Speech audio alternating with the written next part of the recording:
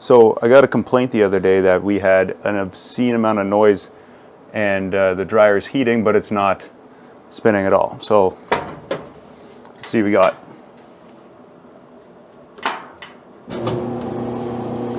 See, so I'm holding it down. You can see there's heat in the back from the drum, but from the heater, sorry, but the drum's not spinning.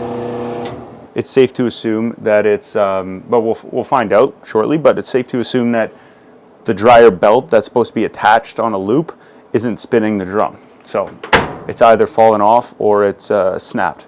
First things first, unplug it. Come on, baby. That's a lot of voltage, more than your average plug, and that could very likely kill you.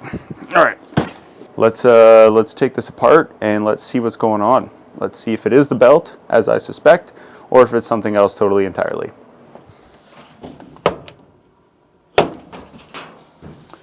First things first, there's like a little nut in the back that we have to remove. So I'm gonna first take that off, and then we're gonna see what happens once we take the whole thing apart.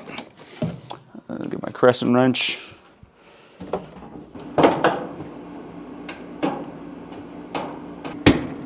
There we go. Move these. This allows us to lift this top piece off. All right, put these, I like to keep everything together.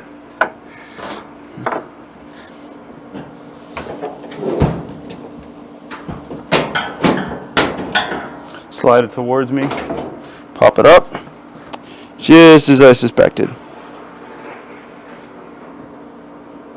Our belt's ripped.